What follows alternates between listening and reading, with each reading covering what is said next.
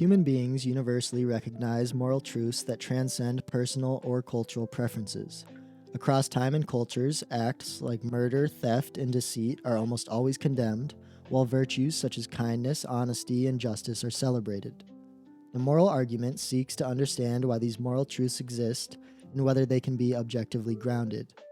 At its core, the moral argument asserts that the existence of objective moral values, truths that are binding regardless of personal opinion or societal norms, demands an explanation.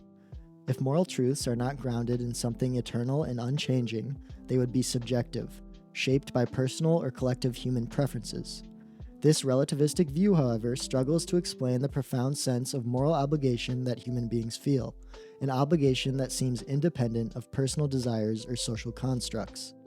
Humans experience morality as something prescriptive, commands we are obligated to follow even when inconvenient or contrary to self-interest. For example, most people believe that helping a stranger in distress is the right thing to do, regardless of whether they benefit from the act. This sense of duty suggests a source beyond human opinion or social utility. Philosopher Immanuel Kant highlighted this phenomenon, famously arguing that the moral law within us points to the existence of a moral lawgiver. Kant's reasoning suggests that morality has a transcendent origin, rooted in a being that is itself moral, eternal, and unchanging. An objective moral framework requires an ultimate standard that is independent of human thought or circumstance. Such a standard would need to possess the following qualities. It must be eternal and immutable, because moral truths do not change over time, reflecting the unchanging nature of their source. It must be personal and rational, because morality governs relationships and prescribes duties, which suggests a personal origin capable of rational thought and moral reasoning. And it must be authoritative, because moral obligations carry a weight of authority, implying a source with the right to impose these duties. All of these qualities align with the traditional concept of God, a being who is eternal, unchanging, and perfectly good. A divine being provides the foundation for moral values and duties, making them objectively binding. Without such a being, morality becomes either subjective, dependent on individual or cultural preferences, or it becomes completely illusory, an emergent property of evolution with no real authority. When we contrast the theistic and atheistic explanations for this, the theistic explanation would say that moral truths exist because they are grounded in the nature of God, who is perfectly good, and that humans are moral agents because they are created in the image of God, endowed with the capacity to recognize and respond to moral truths. The atheistic explanation would say that morality is a human invention shaped by evolution and social dynamics, and moral feelings, while compelling, are not objectively binding. They are survival strategies, which leads to the problem with atheistic naturalism. A materialistic, atheistic worldview views humans as products of evolutionary processes, driven by survival and reproduction.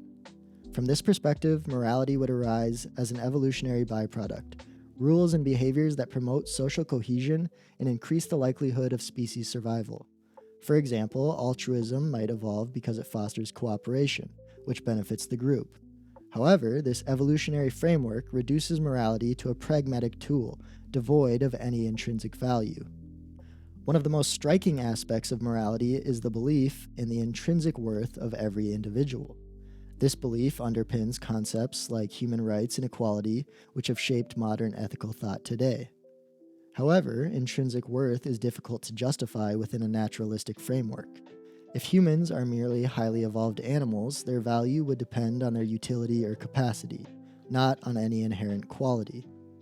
In contrast, theistic frameworks, particularly those grounded in Judeo-Christian thought, affirm the intrinsic worth of all people by positing that humans are created in the image of God. This divine image imparts inherent dignity and value to every person, regardless of their abilities or circumstances. In conclusion, the moral argument highlights the inadequacy of naturalistic explanations for objective morality. The profound sense of moral obligation, the universal recognition of certain moral truths, and the belief in intrinsic human worth all point to a source beyond material causation. A divine being provides the only coherent foundation for objective moral values and duties, ensuring their universality, authority, and immutability. Without God, morality becomes a subjective, arbitrary construct, incapable of grounding the profound moral experiences that define human existence.